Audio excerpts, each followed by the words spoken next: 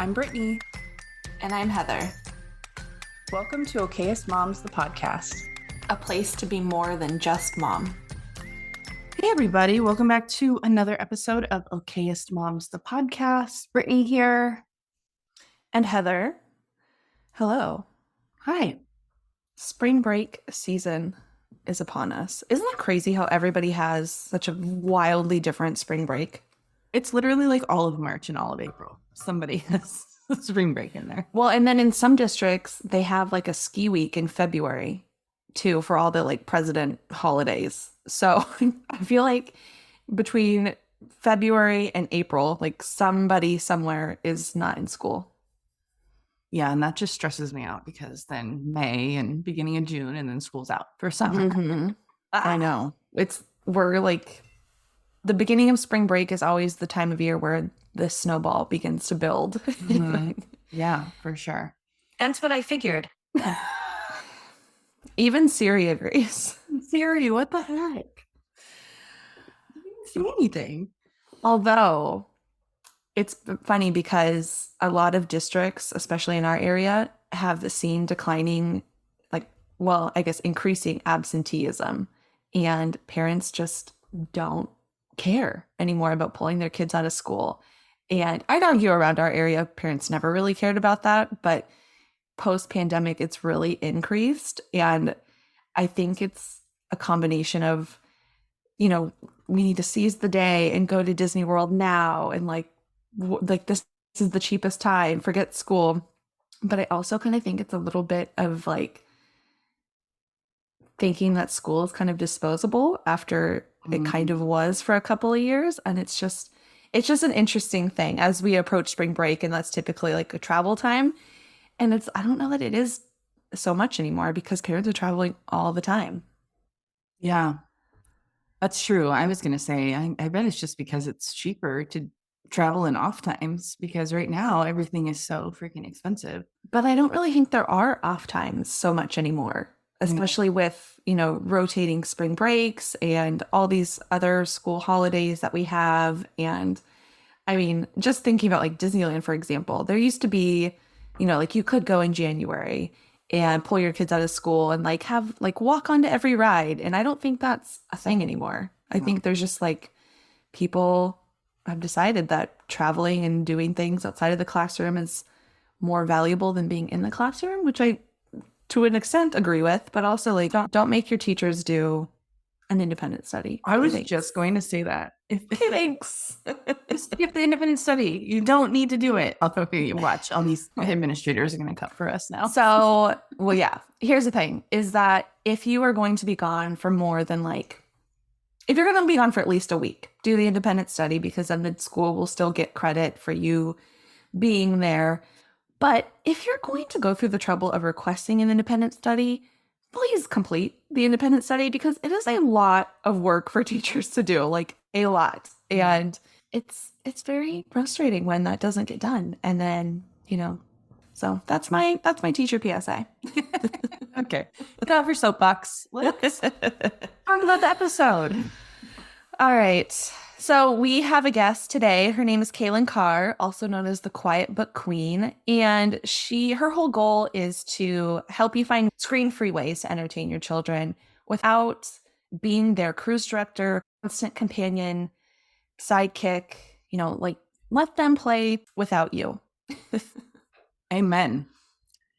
Yeah, we talk a lot about the ways that she helps keep her kids off screens. And we just thought this would be, listen, we know screens are a necessary evil sometimes, especially during breaks, if parents still have to work. We're filling in those societal gaps that society does not give us, i.e. free childcare. But she just gives us some tips to have in our tool belt about, getting kids to play off screens and especially during spring breaks or any type of break. All right, we're going to take a quick break and we will be back with Kailan. When is the last time you replaced your bra? How about your underwear? If you're anything like us, it's probably been longer than you can remember. We get it, bras are expensive, bodies and sizes change, and the search for comfortable options can be never ending. Enter Harper Wild. Harper Wild is a female-founded company that offers affordable and comfortable bras and underwear in extended sizing ranging from extra small to 4XL. They offer wireless and underwire bra styles, as well as underwear options ranging from everyday, no-show waist panties to cheeky luxe thongs, so there's something for everyone. Harper Wild also offers a bra recycling program. Each purchase comes with a free mailer to fill up with old bras and underwear. All you have to do is ship it back, and Harper Wild handles the rest. You deserve to remember the last time you bought yourself a new bra. Check out the current limited color drops and the full product line at the link in our show notes. Okayest Moms listeners can get 15% off their orders with code GOWILD Okayest Moms. That's WILD, WILDE.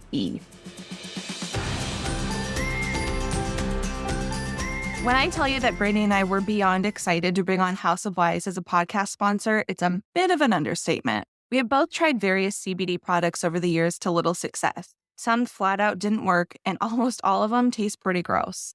I thought House of Wise would be another well-intentioned brand that fell flat, but I couldn't have been more wrong. House of Wise is a luxury CBD brand that offers gummies specifically formulated to reduce stress, promote better sleep, increase enjoyment during sex, and improve your workouts. Each full-spectrum CBD product is originally formulated, specially designed, and paired with additional, thoughtfully selected active ingredients to help women make the most of each day and give more intention and purpose to their daily routine. My favorite are the sleep gummies. I have the hardest time falling asleep and staying asleep the older I get, and these have the right amount of CBD, so I'm nice and relaxed, and just enough melatonin to help me fall asleep without waking up to that groggy feeling or giving me crazy dreams. And I am obsessed with the stress gummies. They take the edge off after a long day of balancing all the things, as us moms tend to do.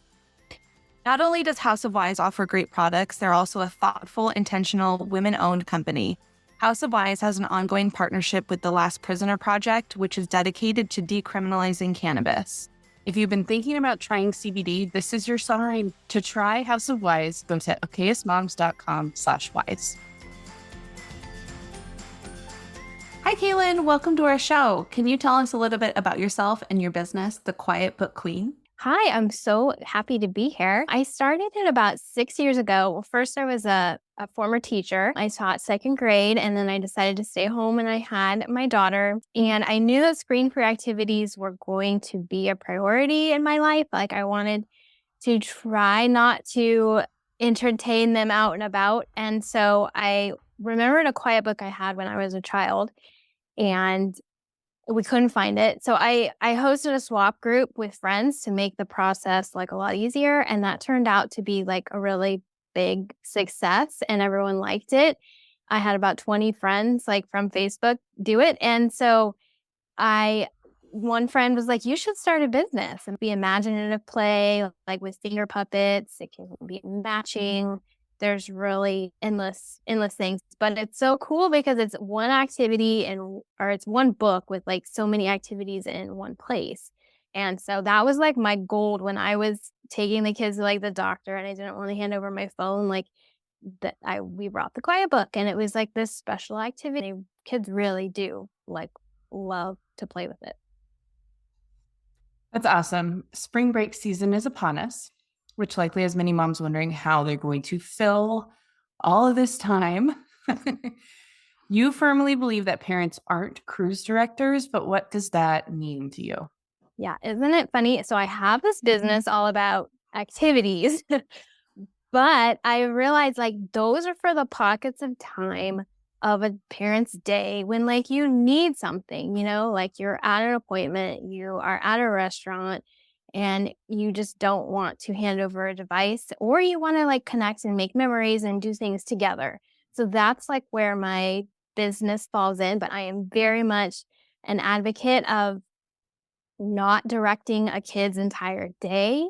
Let them entertain themselves. I feel like as society, we have social media, Pinterest ideas, blogs it takes like 3 seconds to get on and get a cool idea. And like, it's like great when you want and need something like that. But it's like so much pressure to be doing things like that all day. Like you don't have to do the sensory bends and set up the elaborate play things, and then screens too. Like screens are very much a form of just passive entertainment for kids. And I feel like kids are just either their mom or their dad or their teacher or the screen is like constantly entertaining them. And so I feel like it's so important for kids to just have that downtime to be able to think in their head and to figure out what they want to do. And then there's sports and the camps and like filling your kid's day. And I feel like parents feel that pressure and like it's not needed. Like there's so much benefit to just backing up, letting kids have that time, and that it's okay to be bored. It's definitely a scary thing for parents, I think, to let their kids be bored because everything gets a lot easier for both parents and kids alike. Totally. So if you are kind of stuck in that screen time, regimented schedule dynamic, how do you change that? Because I think so many of us fell into that over the last couple of years. I know so many parents had to work from home and kind of, when we were doing school on a screen at one point, and then if parents were still working, then, a lot of times they just needed them quiet and the screen was just like the go-to in the moment because that's kind of what we had. And I kind of feel like the chickens are coming home to roost a little bit. And now we have to address these iPad babies that we've all made. I mean, myself included. So how can you change this dynamic? Yeah, screens are easy. And like there's no doubt about it. It is the easiest thing. It works when you need it. And I feel like screens are a tool. I'm not anti-screen time. Like my kids, we use screens, but it's important not to let them become a crutch and habit. And you just think about like, is this really benefiting? Is this actually providing, or is it just keeping them busy? And, there's other things that they could be doing. And I feel like the most from littles, at least this was for me, like I felt guilty for doing nothing with having my kids like go play. Like go play. Like I don't want to play right now. And like part of me felt guilty. And now now that they're older, I look back and I'm like, what was like that was so good for them. And I've read a couple books like that saying like kids just adults get in the way. Like it is permission to like step back and say, your job is to play, not my job. Figure out, you need to coach them. You gotta, it's not easy. Like you said, play is a muscle. And the more, if they're not used to entertaining themselves, it's going to take practice. But it's so important to just, step back. And then also, I know it happens to my kids, and I know I hear it a lot too, is that they won't play by themselves. Like they need me. And one tip I can say is that like they need and they're wanting your connection. And that is another very important thing. And it's not to minimize, saying go play, be on your own. I'm still saying they need that connection from you and they thrive on that. So I always found it's better to fill their connection cup and like do that first thing. And then they're like, okay, I got my mom time or whoever. And then you can like either slowly back away and get, they're busy and stay close by. You're not like leaving, especially when they're little. They want to be by you. But also if you hate playing, don't feel like you have to do that. I feel like too, parents have all these pressures, like I have to play with my kid. And you can connect in lots of different ways. Like do what you like to do and like read books together. That's connecting, cooking together, going on walks, doing yoga or crafting.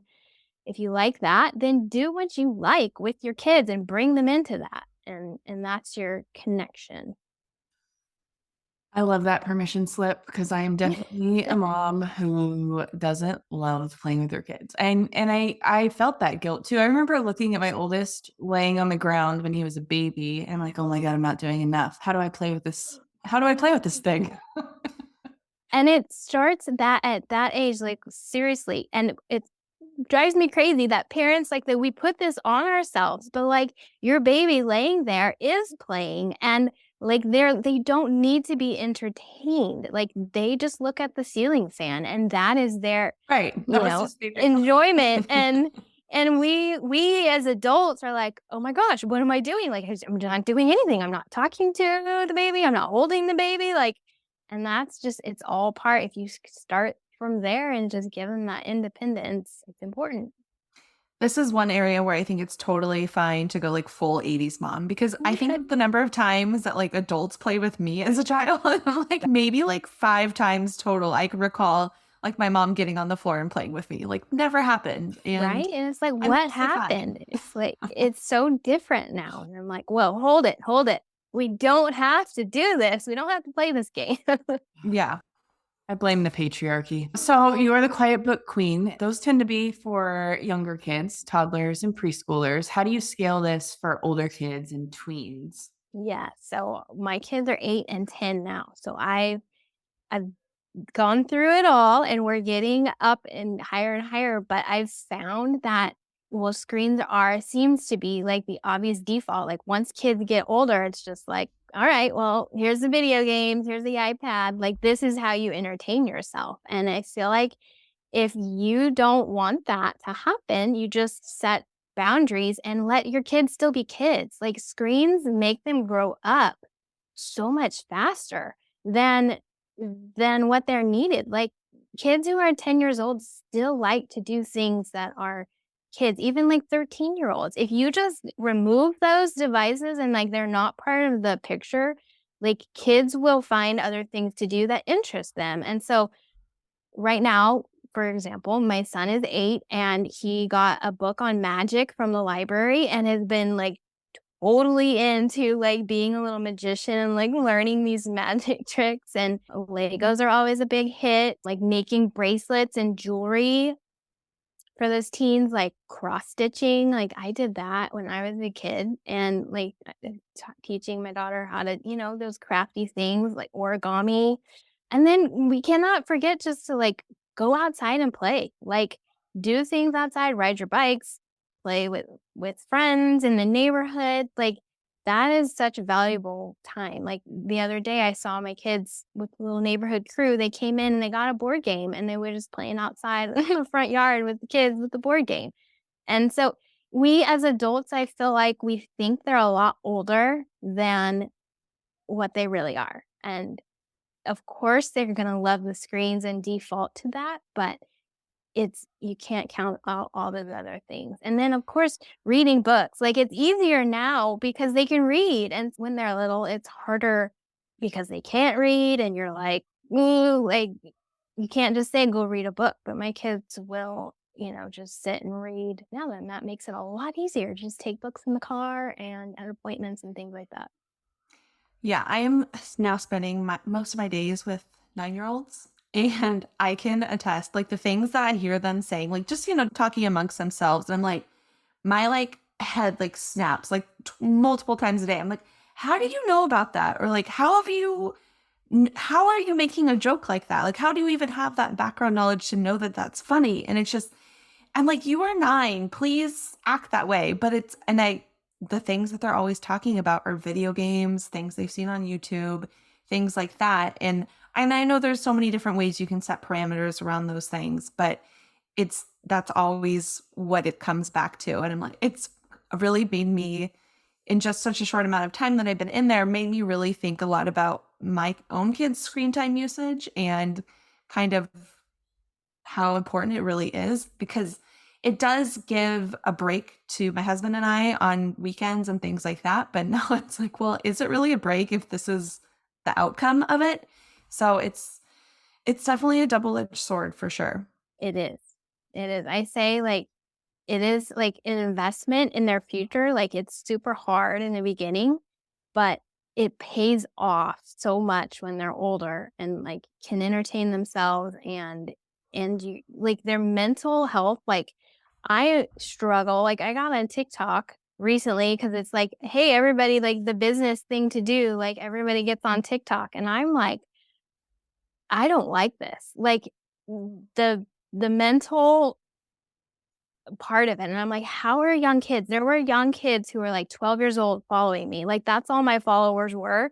Were like they're young kids or haters. And I got like a TikTok went viral for like the wrong, like in a bad way. I had people commenting about my face, and it was a like a wake up call. And I'm like, yeah, why are kids on here? This is not okay.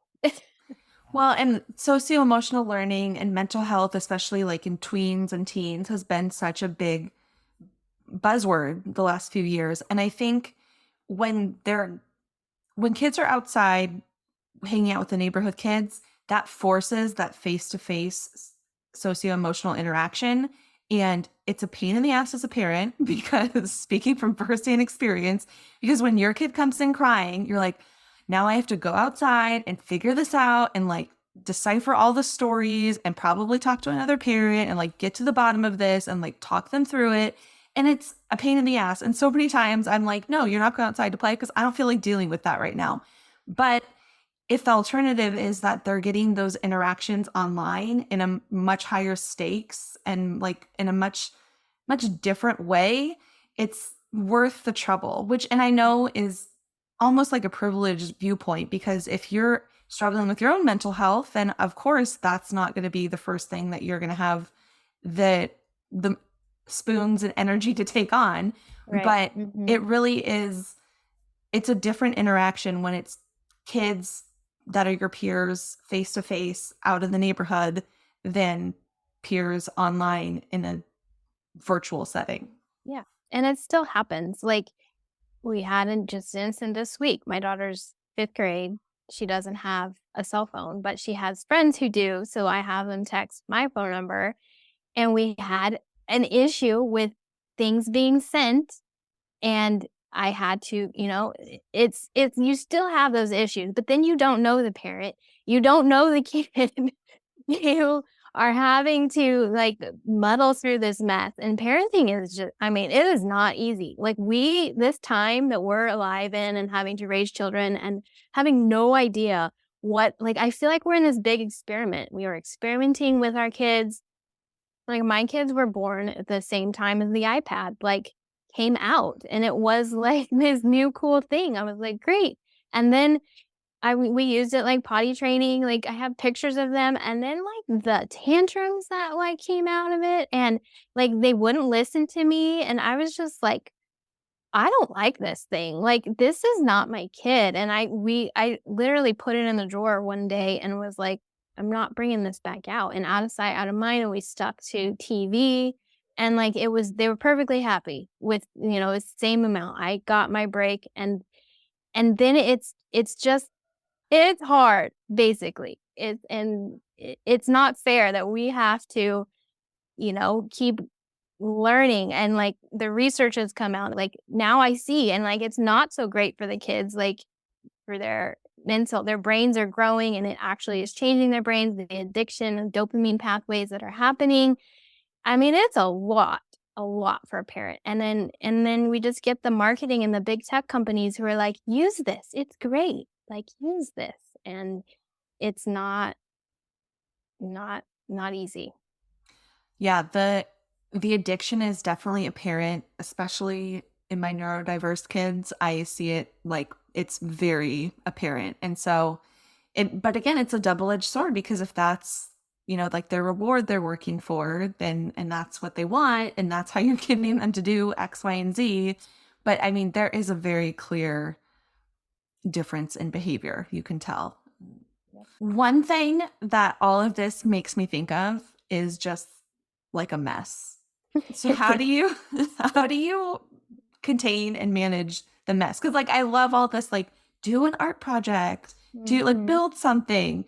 But then where everybody falls off is nobody wants to clean up all the Magna-Tiles on the ground or the crayons or like whatever it is. No, I know exactly. There's no doubt about it that kids who aren't like plugged into a screen make more messes. Like, and it drives me crazy, but I just remind myself that it's part of parenting in childhood. Like that's part of it. Like, and it's abnormal to be like clean house all day long. And I think about just the investment that's happening, the growth that they're like, that's what I have to remind myself. Like, they're learning, they're growing, they're being creative kids. This is what I want them to be when they're older. It's, the executive functioning skills that they're learning, like that are going to help them focus and have attention.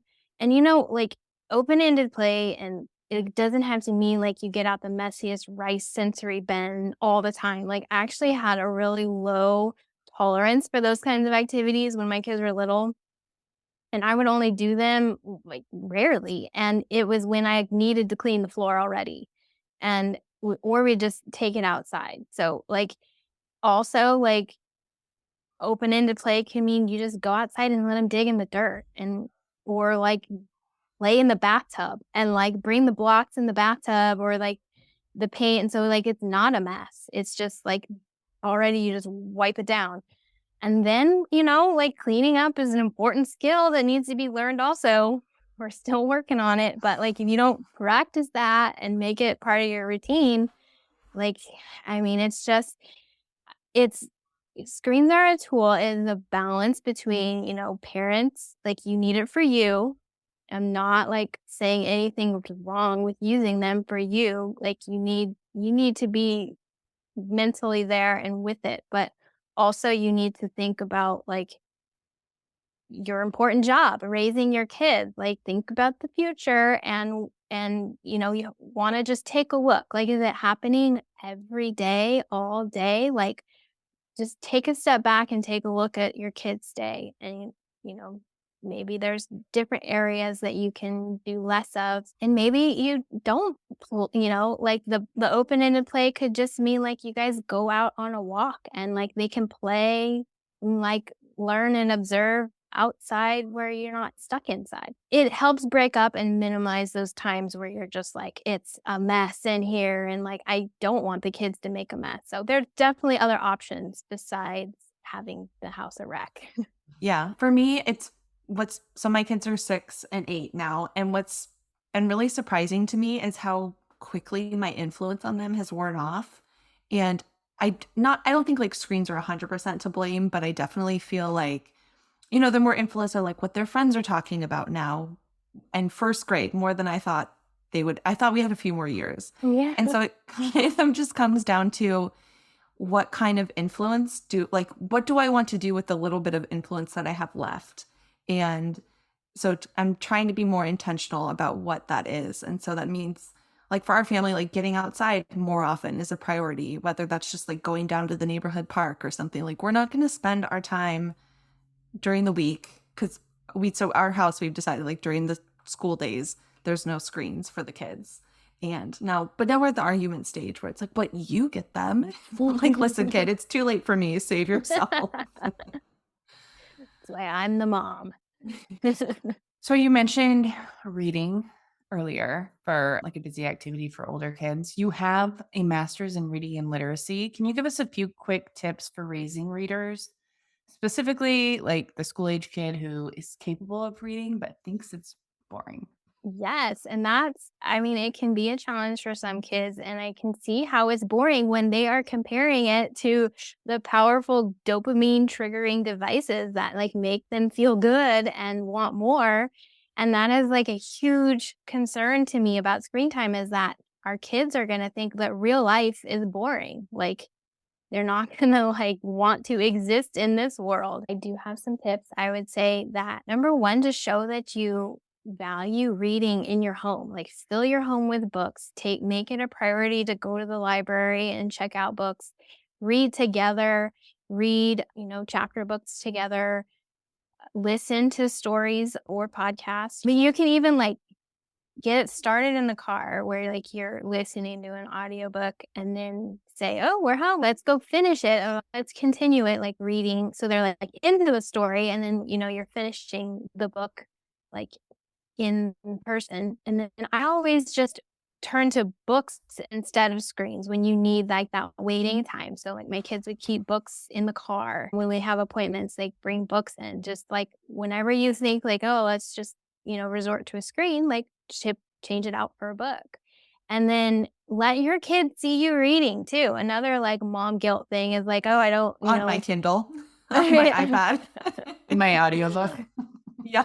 There you go. I can't, like, I'm still such the old fashioned, like, I need a book in hand. I just can't do with like, I'm like, I want to turn a page. And then I've tried the audio too. But, if that's what works for, them too, if they prefer audiobooks, I mean, they're listening and it's not an overstimulating screen that they're working on. Yeah. And then another tip is to let them read what they want to read. Like get them interested in like find books that they would be interested in, whatever topic that is. And I really do think that kids who think books are boring just hasn't found that one that like really grabs them and gets them in because there's just nothing like a story where you're just like, oh, what's gonna happen? I'm just so into it. And And there's so many graphic books. novels Yes, now. yes. So many graphic novels. Like, novels. don't be against those. It's totally fine if your kids want to read the graphic novels. If they want to read books that are too easy for them, like, let them. Like, there's no harm in that. Like, they're reading. Yeah. And Don't worry about the Lexile levels. Like that'll Right. all come later. it will just like establish that just like I want to read. Like, I'm going to choose books and it grows from there. One app that we love in our house from my reluctant reader, which is like a good compromise between getting the 20 minutes of reading in and the screens. We have an Epic subscription, Mm-hmm. which is a library of digital books, and some are audio, some you can just read the text like you would a Kindle book, but it's a good medium. It's not my favorite, but like every other day or something, we make it work. That's a That's compromise. what the kids have at school at their school. They talk about Epic a lot and having like all those book options there. And that, I mean, my son's talked about magic books that he's seen or done something like that on Epic too. Yeah. I love Epic too for a voracious reader who like you just cannot keep enough books with because you always have them at your fingertips. Mm-hmm. Okay, before we let you go, can you share an Okayest mom moment with us? Oh, so many. I feel like actually like this day and age, I'm like bucking traditional motherhood convention by like letting my kids go outside and play with neighborhood friends and like just saying, hey, be home at like 5 o'clock or whenever, it seems like that is like, whoa, like you don't have a way to contact them. And I'm like, no. But also I am not a morning person. And so my kids have learned to be pretty self-sufficient in the morning. And as I'm like dragging myself out of bed, and I feel like now that they're older and I don't have to be there to help them, I'm pretty like more lazy getting out of bed. And it's pretty amazing, but also I feel like guilty because I'm like, I'm a mom. I should probably be up helping them get ready for school. That's funny because I am also not a morning person and our school schedule changed this year. So we have to be up so early to take them to school. And I'm like a dead person by Saturday. So that's my sleep in day. Luckily they ride the bus, so I just have to open the door. I'm still in like my robe. And I'm like, bye kids. Later in the dream. I got up like 10 minutes ago. All right. Thank you so much for joining us. Can you tell our audience where they can find more about you? Yeah, I'm on Instagram at Quiet Book Queen, and my website is quietbookqueen.com. And there's a free printable bundle of activities, good for ages 3 to 7. If you get on my website, it'll pop up and you can have that screen-free fun.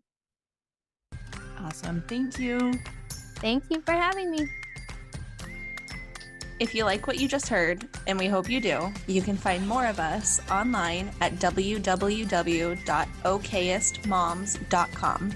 We're also on all social media platforms, Pinterest, Facebook, Instagram, Twitter, at Okayest Moms Blog. Or if you want to, you can send us an email at hey@okayestmoms.com.